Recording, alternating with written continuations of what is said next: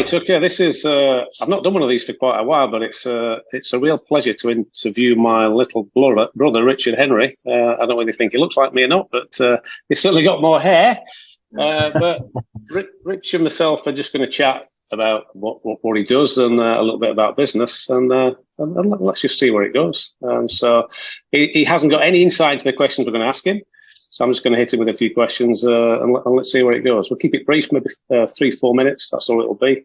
Let's go, Rich. Rich, how are you doing? Yeah, good. Looking forward to it, Chris. But okay. a bit apprehensive. It's a bit like being on Ken Bruce's Popmaster. This I'm a bit nervous, but looking forward to it. Excellent. Okay.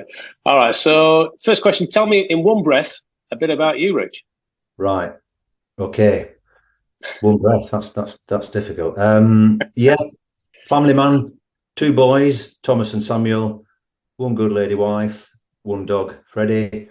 Love running, love walking, love skiing, love après skiing, football. So a lot of physical activities. But yeah, very much a family man, and looking forward to chatting about business as well in a sec, Chris, hopefully. Yeah, absolutely. Brilliant, Rich. Well, with that in mind, Rich, so how would you describe what you do to your grandma? Business-wise, I know she's not around anymore, sadly. But difficult question that. But yes, primarily, I mean, I've always been in customer-facing roles. Yeah. So either dealing with members of the public in a butcher's shop or a shoe shop, or dealing with clients who have a business need for a research project. So it's always been customer client facing. And it's always the research projects I've worked on have always been trying to uncover or get into the skin of the business in terms of their customer service, their product range, and their overall offering. So it's always been trying to find out what's it like, how could it be improved, how could I improve the customer experience, essentially, which can lead to improved profit. So those are the roles I've been involved with. So it's all about improving customer service and improving the bottom line. Yeah, brilliant. Okay, so you must have had some fun experiences on the journey. Any experiences that stand out? Any fun experience? Any humorous kind of moments? I think I'm just thinking, that probably 2 unusual clients. One was Everton Football Club, which your friend Norman will be interested in, where we have to send groups of people in there to test out the service in the stadium.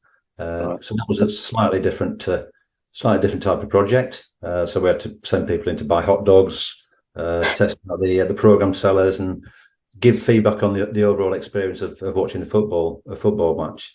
I think probably the most obscure client we ever had was it was a funeral parlor, a local funeral parlor, who wanted to assess their service.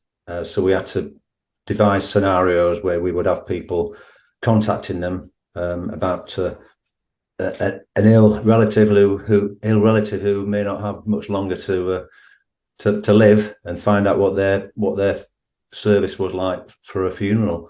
So that's probably the most obscure and unusual client I've ever had. Wow. Okay. Interesting. Okay.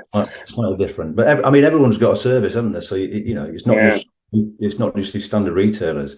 So wherever there's a service being offered, there's opportunities. Yeah.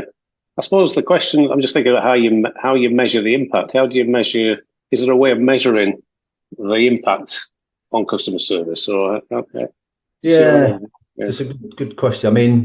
I mean, ultimately, if you're not doing it,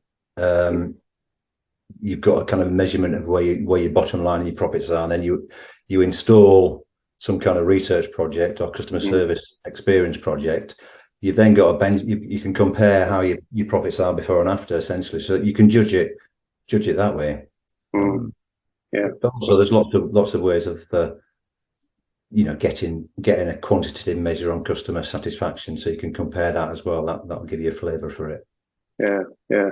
So is there an ideal customer? Is there what's your target? What's your ideal target customer that you feel you can deliver the most benefit to, and that you would enjoy working with, or type of industry? Yeah, it's a difficult one because I've worked across quite a wide range. It could be retailers are probably the prime target. Yeah.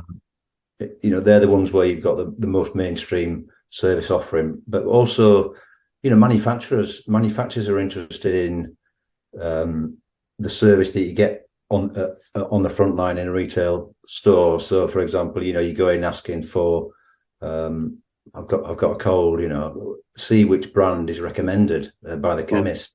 So it's not just the retailers; it's the manufacturers who have got an interest in the projects that we used to work for. But going back to your original question, I'd say that mainstream retailers, supermarkets have always been the bulk of the clients I've worked with and enjoyed working with. Right. Okay. Excellent. Okay.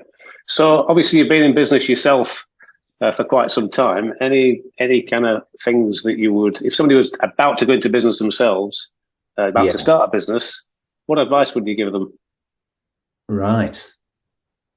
A very good question, Chris. I said I wasn't going to pre-warn you about these questions, Rich. No. Listen, all from the hip.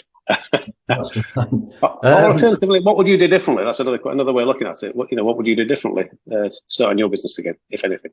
Yeah. I think you've got to have, you've got to have clear goals.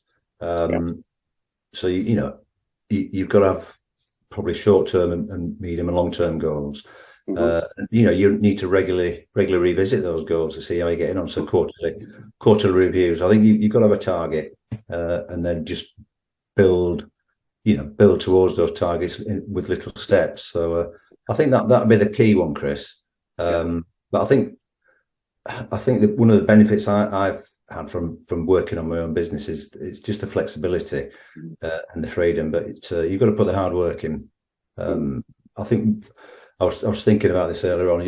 It's been great to be able to walk Samuel up to school. You've got that opportunity if you've got your own business. So walking up to school, going to see the nativities, going to the sports day. So I think there's a hell of a lot of benefits to having your own business. There's some challenges, but yeah, overall, I think it's a big plus. Brilliant. Excellent. Okay, good. And final question, Rich. So we're nearly at the end. What have I not asked that I should have done? Wow. That's